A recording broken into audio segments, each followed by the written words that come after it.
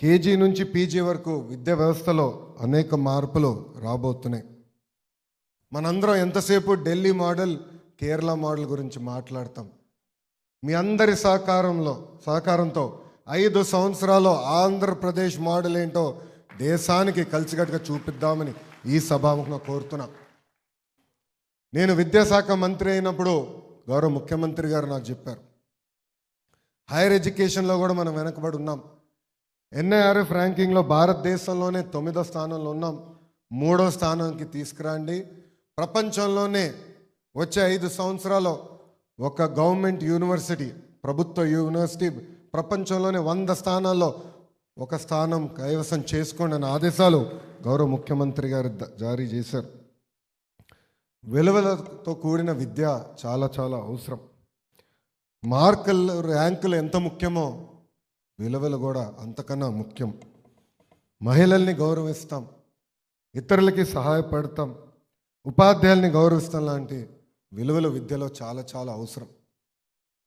ఈరోజు ఒక విషయం నాకు నిజంగానే బాధ కలుగుతుంది. మనందరం ఇతర దేశాలకు వెళ్ళినప్పుడు రోడ్డు పైన చెత్తేయం, కానీ అదే మనం తిరిగి మన దేశానికి వచ్చినప్పుడు ఎయిర్పోర్ట్ దాటిన వెంటనే చెత్త రోడ్డు పైన వేస్తాం. అంటే సివిక్ రెస్పాన్సిబిలిటీ, మారల్ రెస్పాన్సిబిలిటీ విద్యలో చాలా చాలా అవసరం. సమాజానికి ఉత్తమ పౌరుల అందించే బాధ్యత మనందరి పైన ఉంది.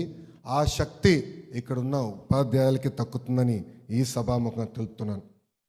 రాబోయే 5 సంవత్సరాల్లో ప్రైవేట్ పాఠశాలతో ధీటుగా ప్రభుత్వ పాఠశాలను తీర్చిదిద్దే బాధ్యత నేను తీసుకుంటాను. నా బలం, నా బలగం ఇక్కడున్న ఉపాధ్యాయులు. ఇది సాధించాలంటే మీ అందరి సహకారం నాకు చాలా చాలా అవసరం. విద్యా వ్యవస్థ రాజకీయానికి దూరంగా పెట్టాలని లక్ష్యంగా మీ ప్రభుత్వం పనిచేస్తుంది. గత ప్రభుత్వంలో పేర్లు, రంగులు, ఫోటోలు పిచ్చి మనందరం చూసాం. కానీ నేను మంత్రి అయిన తర్వాత ప్రభుత్వ ఫోటోలు, క్షమించాలి, గౌరవ ముఖ్యమంత్రి గారి ఫోటో, విద్యాశాఖ మంత్రి గారి ఫోటో ఏ మెటీరియల్లో ఉండకూడదని అధికారులకు నేను ఆదేశాలు జారీ చేశాను. దానికి నిదర్శనం మీరు చూస్తే బ్యాక్గ్రౌండ్లో కూడా ఎక్కడ మా ఫోటో కూడా ఈరోజు లేదు.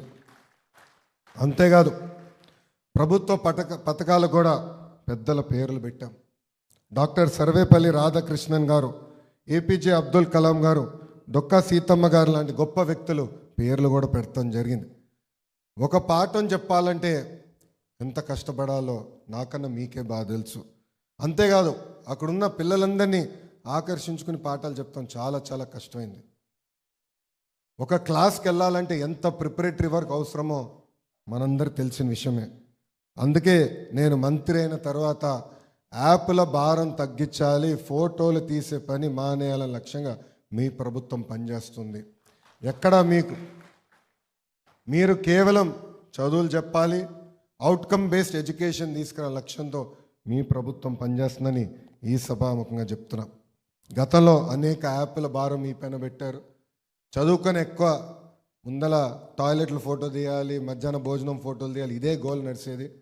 పాదయాత్రలో కూడా నేను ఉపాధ్యాయులు కలిసి వాళ్ళ సమస్యలు నాకు చెప్పారు.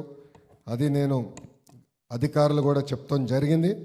ఇంకా రాబోయే రోజుల్లో కూడా ఉన్న చిన్న లోటుపాట్లు ఏమున్నా సరిదిద్దుకుని మేము ముందరికి వెళ్తామని ఈ సభాముఖంగా ఉపాధ్యాయులందరికీ నేను తెలుపుకుంటున్నా. గత ప్రభుత్వం అన్ని వ్యవస్థలు నాశనం చేసినట్లు విద్యా వ్యవస్థను కూడా నాశనం చేసింది. రాత్రుల ఆత్మలతో మాట్లాడతారు, పొద్దున్న లేసి అనాలోచిత వల్ల నిర్ణయాలు తీసుకుంటారు. దాంట్లో భాగంగా జియో 117 తీసుకువచ్చి స్కూల్స్ని మూసేశారు. ఒక టీచర్ పోస్ట్ కూడా భర్తీ చేయలేదు. ఇంకా విద్యార్థులు, ఉపాధ్యాయులు సిద్ధంగా లేకపోయినా 1000 పాఠశాలల్లో ఏకంగా సిబిఎస్ఈ ఎగ్జామ్స్ కూడా తీసుకొస్తాం. చాలా చాలా బాధాకరం. నేను కూడా సిబిఎస్ఈలో చదివిన వ్యక్తినే, కానీ సిబిఎస్ఈ బోర్డ్ ఎగ్జామ్ వస్తుందంటే నాకన్నా కంగారు పడింది మా తల్లి. స్కూల్లో నేను చూసా, quarter finals, semifinals, pre finals, తర్వాత ఫైనల్స్ ఉంటాయి.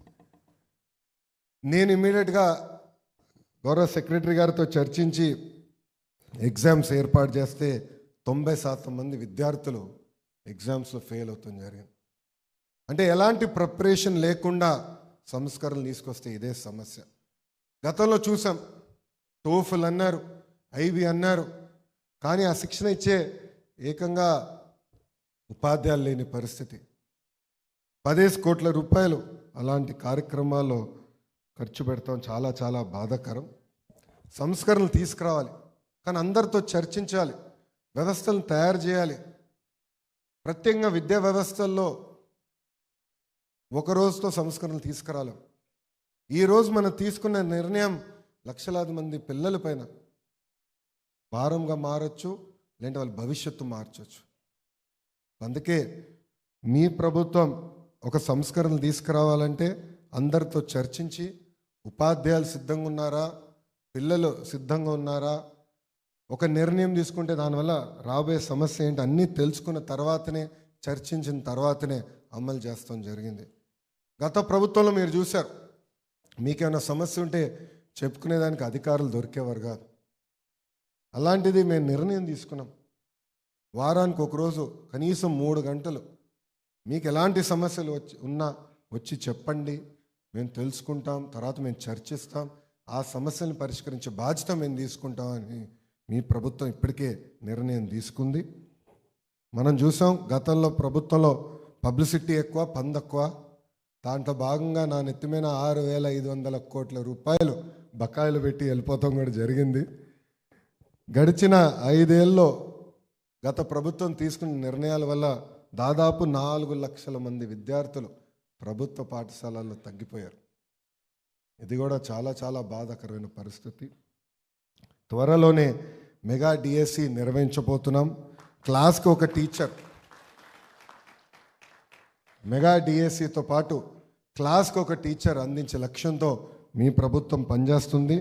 జోన్ల వారీగా పిల్లలకి నచ్చే భోజనం కూడా అందించాలనే నిర్ణయం మీ ప్రభుత్వం తీసుకుంది. చదువుతో పాటు పిల్లలకు స్పోర్ట్స్, సైన్స్ కాంపిటీషన్స్ కూడా పెట్టాలని నిర్ణయం మేము తీసుకున్నాం. శనివారం నో బ్యాగ్ డేగా ప్రకటించాము. ప్రతి సంవత్సరం 4 సార్లు మెగా పేరెంట్ టీచర్స్ మీటింగ్ నిర్వహించాలని ఇప్పటికి నిర్ణయం తీసుకున్నాం. ఆ మీటింగ్లో గౌరవ ముఖ్యమంత్రి గారి దగ్గర నుంచి మనందరం కూడా పాల్గొంటామని ఈ సభాముఖంగా తెలుపుతున్నాం. ఈ పేరెంట్ టీచర్స్ మీటింగ్ ద్వారా పిల్లల తల్లిదండ్రుల్ని విద్యా వ్యవస్థలో భాగస్వామ్యం చేయాలి. వాళ్ళ పిల్లల్లో ఉన్న అంటే ఎక్కడ ఇంకా మెరుగైన బ్రిడ్జ్ కోర్సు అందించాలని దానిపైన కూడా వాళ్ళ తల్లిదండ్రులతో చదివించాలి, చెప్పాలి. అంతేకాకుండా రిపోర్ట్ కార్డులో కూడా చాలా స్పష్టంగా మీరు చూస్తే స్ట్రెంగ్త్, వీక్నెసెస్ ఏంటి పిల్లలకి అనేది చాలా స్పష్టంగా చెప్తాం జరిగింది. దయచేసి ఈ కార్యక్రమం సీరియస్గా తీసుకోవాలని మిమ్మల్ని నేను కోరుకుంటున్నాను. అంతేకాకుండా నాడు నేడు అని గతంలో పబ్లిసిటీ చేశారు. నేను కూడా జిల్లాలకు వచ్చినప్పుడు మీ అందరూ తెలుసు, ఎవరు చెప్పకుండా ఏ పాఠశాలలకు వెళ్ళాలనేది నేను నిర్ణయించుకొని వెళ్తాం జరుగుతుంది. నేను ఎవరు చెప్పట్లా, అధికారులు కూడా చెప్పట్లేదు. పాఠశాలలకు వెళ్ళినప్పుడు నేను నిజంగా బాధేస్తుంది. అనేక పాఠశాలలో ఇంకా బెంచులు లేవు, కనీసం మౌలిక సదుపాయాలు లేవు. అందుకే మేము ఇప్పుడు నిర్ణయం తీసుకున్నాం, అన్ని పాఠశాలల్లో లీక్ ప్రూఫ్ బిల్డింగ్లు ఏర్పాటు చేయాలి. తాగునీరు, మరుగుదొడ్లు, బెంచ్లు, కంప్యూటర్ ల్యాబ్స్ ఉండేలాగా రాబోయే 3 సంవత్సరాలు మీ ప్రభుత్వం పనిచేయబోతుంది. అంతేకాదు, ప్రతి విద్యార్థికి గేమిఫికేషన్ బేస్డ్ అసెస్మెంట్ చేసి ఆ లెర్నింగ్ అవుట్కమ్స్లో ఎక్కడ తక్కువ ఉన్నారు, పిల్లలకి ఇంకేం చేస్తే బాగుంటుందని ఒక పక్కన ఉపాధ్యాయులకి, ఇంకో పక్కన పిల్లల తల్లిదండ్రులు కూడా డైరెక్ట్గా తెలియజేయాలని లక్ష్యంతో మీ ప్రభుత్వం పనిచేయబోతుంది. దీంతోపాటు ఈ కంప్యూటర్ ల్యాబ్స్ని వినియోగించుకుని career moulding, latest technologies, industry connect లాంటి అనేక ఇన్నోవేటివ్ ప్రోగ్రామ్స్ తీసుకురావాలనేది మీ ప్రభుత్వ లక్ష్యం. నా కోరిక ఒక్కటే, మీ పిల్లలు నాకు ఫస్ట్ క్లాస్లో జాయిన్ చేస్తే వారు హై స్కూల్కి వచ్చే టైంకి జాబ్ సీకర్స్గా కాదు, జాబ్ క్రియేటర్స్గా తీర్చిదిద్దాలనేది మా లక్ష్యం. ఈరోజు ఉత్తమ ఉపాధ్యాయుల అవార్డులు అందుకున్న అందరికీ నా హృదయపూర్వక శుభాకాంక్షలు. మీ నుంచి నేను ఒకటే కోరుకుంటున్నాను, మీ సక్సెస్ స్టోరీస్ అందరికీ చెప్పండి. మీరు ఒక్కొక్కరు ఒక 100 మందిని ఇన్స్పైర్ చేయండి. రాబోయే రోజుల్లో ఈ ఉత్తమ ఉపాధ్యాయుల అవార్డులు కనీసం డబుల్ అవ్వాలని ఈ సభాముఖంగా నేను మిమ్మల్ని అందరినీ కోరుకుంటున్నా. నాకు నమ్మకం ఉంది, ఇక్కడ మీరందరూ ఒక్కసారి నిర్ణయిస్తే ప్రైవేట్ పాఠశాలలన్నీ మూతపడతాయి. ఇది నేను ఏదో స్పీచ్గా చెప్తాం కాదు, నేను స్వయంగా ప్రభుత్వ పాఠశాలలకు వెళ్ళాను. మీ అందరూ తెలుసు, ఉపాధ్యాయులతో మాట్లాడా. మీలో కమిట్మెంట్ ఉంది, ఒక ప్యాషన్ ఉంది. కానీ గడిచిన 5 సంవత్సరాలలో మీరందరూ కూడా డీమోటివేట్ అయ్యారు. ఇది మన ప్రభుత్వం, మన సమస్యలు పరిష్కరించే ప్రభుత్వం, మనకి ఏ ఇబ్బంది ఉన్నా మీకు అండగా నిలబడే ప్రభుత్వం. కానీ మీ దగ్గర నుంచి ఒకటి కోరుతున్నాను, అవుట్కమ్ బేస్డ్ ఎడ్యుకేషన్ మనం సాధించాలి. ఇప్పుడే పెద్దలు హెచ్ఆర్డి సెక్రటరీ పూనా శశి గారు చెప్తూ, లెర్నింగ్ అవుట్కమ్స్లో మన రాష్ట్రం చాలా వెనుకబడి ఉంది. ఎక్కడో కానీ ఒక గ్యాప్ అనేది ఏర్పడింది. మనందరం కలిసికట్టుగా ఒక 2 సంవత్సరాలు కష్టపడితే అది మార్చచ్చు. భారతదేశంలోనే నంబర్ 1 స్థానంలో నిలబడడానికి అవకాశం ఉంటుందని ఈ సభాముఖంగా తెలుపుకుంటూ, రాబోయే రోజుల్లో ఒక అవుట్కమ్ బేస్డ్ వాల్యూ ఎడ్యుకేషన్ విద్యని అందించాలని నేను మిమ్మల్ని అందరినీ కోరుకుంటున్నాను. ఇంకా ఈ కార్యక్రమంలో మీ సహకారం ఉంటుందని మీ అందరి దగ్గర నుంచి నేను ఆశిస్తూ, చాలా చిన్న వయసులో జనరల్గా హెచ్ఆర్డి మినిస్ట్రీ అంటే సీనియర్లకి కనీసం 3-4 సార్లు మంత్రులుగా చేసిన వాళ్ళకి అవకాశం ఇస్తారు. నాది 2వ సారి నేను మంత్రివర్గంలో ఉంటాం. కానీ నా వయసు 41 సంవత్సరాలు. చిన్న వయసులో ఇంత పెద్ద బాధ్యత నాకు ఇచ్చిన గౌరవ ముఖ్యమంత్రి గారికి నా హృదయపూర్వక ధన్యవాదాలు తెలుపుకుంటున్నాను. ఈ సభాముఖంగా ముఖ్యమంత్రి గారికి నేను హామీ ఇస్తున్నా, స్కూల్ ఎడ్యుకేషన్లో రాబోయే 5 సంవత్సరాల్లో ఏపీ నంబర్ 1 చేసే బాధ్యత మేమందరం తీసుకుంటాం సార్. దాంతోపాటు మీరు గతంలో చెప్పారు ఎన్ఐఆర్ఎఫ్ ర్యాంకింగ్లో మీరు నంబర్ 1 ఉండాలని చెప్పారు. నేను నెగోషియేట్ చేసి టాప్ 3లో ఉంటామని ఆనాడు కోరటం జరిగింది సార్. సో టాప్ 3లో ఆంధ్ర రాష్ట్రం తీసుకొచ్చే బాధ్యత మేమందరం తీసుకుంటాం.